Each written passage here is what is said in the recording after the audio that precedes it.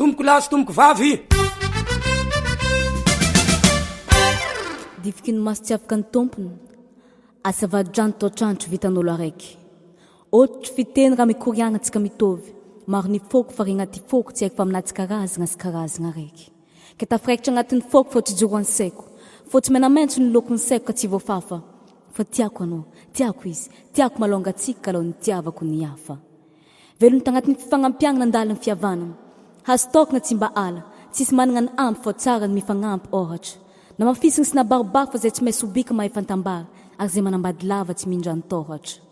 Velony tagnatin'ny firaisan-kiagna, fitiatakalo fitiakany fifankatiavagna natao ofagna, fa zay makolotsaigna malagasy, manankasy, trano tsy misy avaratra ka zay tsy malenky alofagna.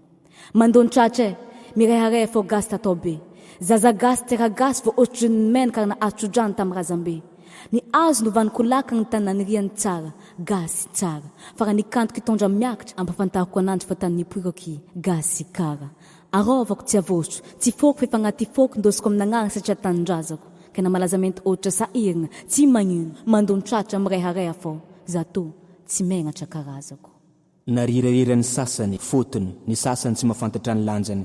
De lanjalanjan'ny foko impitina matika ny lelako magneky fô, mavesatra ny fitiavako ananjy. Ke tiako za, tiako anao, tiako zareo de tiako atsika satria raha ny anatra de ny fifankatiavagna sy fagnajagna ny fihavanagna mampiavaka atsika. Ke tiako mahita gasy mizaratsiky agnatin'ny hafaliagna, maravoravo mahita soroka milanja tongotry mamindra miaraka agnatin'ny fahoriagna. Ke tsariako maagasy ana, na de amin'ny hafa aza gasy midika fery mamegnatra tsy mety sitragna. Gasy asandrato nampelatagna fa raha kolotsaigna atsika tsy tokony indraka. Gasy aza magneky andevoziny vola fa ny vola tsy mampiavagna fa mampiparitaka.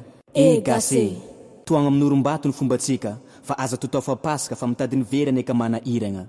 Aza ambidiny tanindrazagna taninao fa lasa tsisy levegna na ny taranake. Ovao rano ny balan'ny fahavalinao mba tsy hanimba ny hasagna tokony anaranake. Aza matahotra fa zagna ary ninao, ko tsy hagnampy anao ny magnitra indrignan'ny hafa.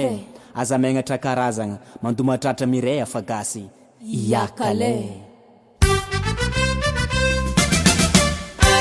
Saotra tomboko lahy, saotra tomboko vavy.